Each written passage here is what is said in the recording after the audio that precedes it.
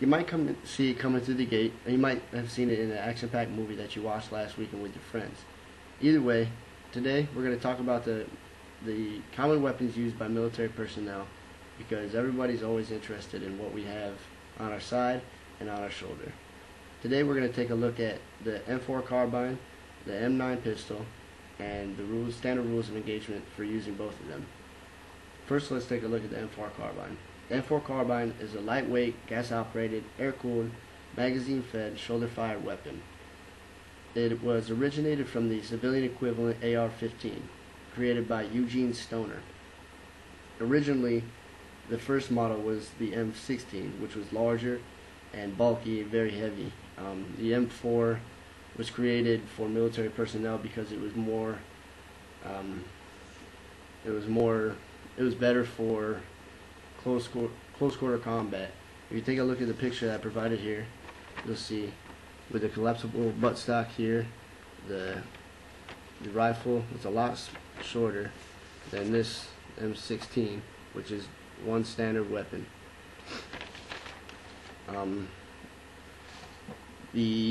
According to MilitaryFactory.com's article, Colt M4 Carbine Assault Rifle, the M4 weighs 1.3 pounds lighter and is 6.58 inches shorter than the M16. These two specs made it much more valuable to the U.S. military. Some specs about the M4: it shoots 3,600 meters, which is approximately 2.2 miles. Everybody knows that you can't shoot effectively up to 2 miles, so they re-engaged and found out that an area target, which is a group or a large vehicle, can effectively be shot at 600 meters, and a point target, which is a single person, can effectively be shot at 500 meters. The weapon has 3 different rates of fire. The first is sustained, which is a deep breath in between each shot, focusing on your targets, 12 to 15 rounds per minute. The next is semi-auto, and that's laying lead down range. That's 45 rounds per minute. And then a 3-round burst. That's every time you pull the trigger, you get 3 rounds coming out of the barrel, and that's about 90 rounds per minute. To get 3,600 meters, it needs a muzzle velocity of 2,970 feet per second, and a chamber pressure of 52,000 pounds per square inch. Now that we know a little bit about the M4, let's take a look at the sidearm, which is our secondary weapon, the M9 pistol. The M9 pistol is about 30 years in the making for military choice. According to the article True Story of the M9 Berretta on site M1911.com, we wanted to replace a variety of pistols. The military had 25 different pistols that we were using with over 100 types of ammunition.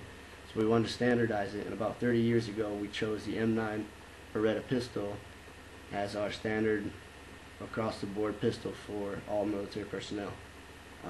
We chose this because it was the most reliable, the most accurate, and the most effective in many different tests done by military personnel.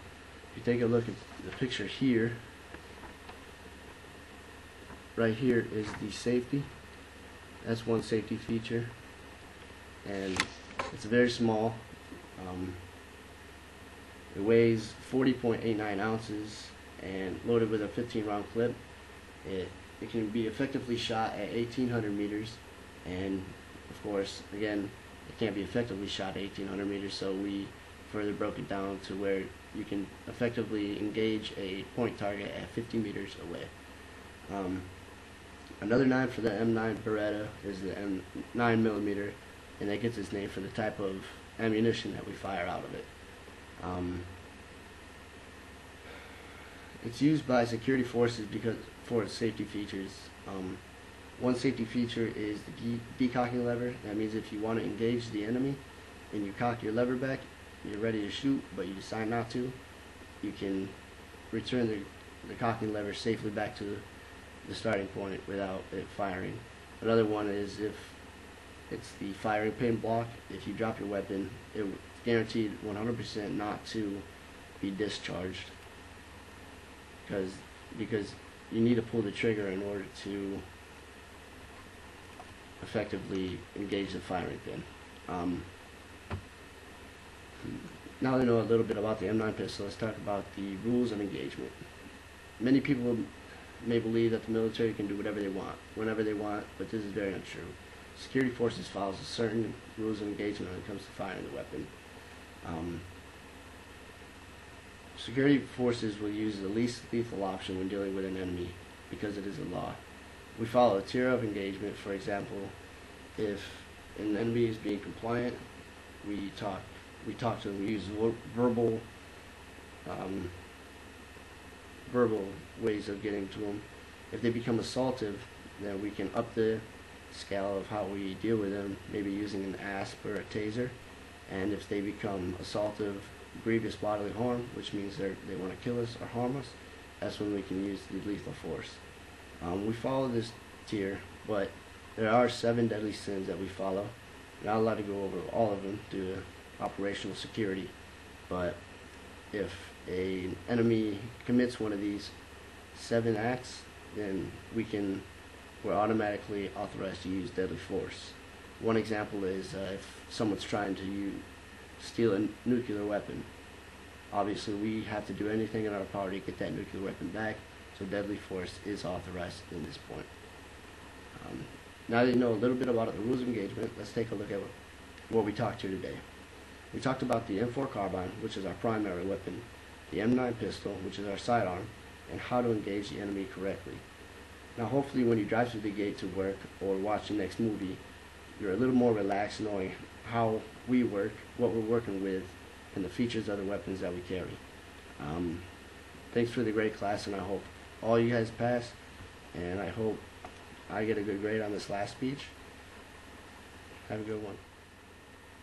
Also, one more thing. Below, I attached 3 different links. One's for the M4, one is for the M16, and one is for the M9. And they all give you a little bit of perspective further into what each weapon is, so you can get a better idea of what we deal with here.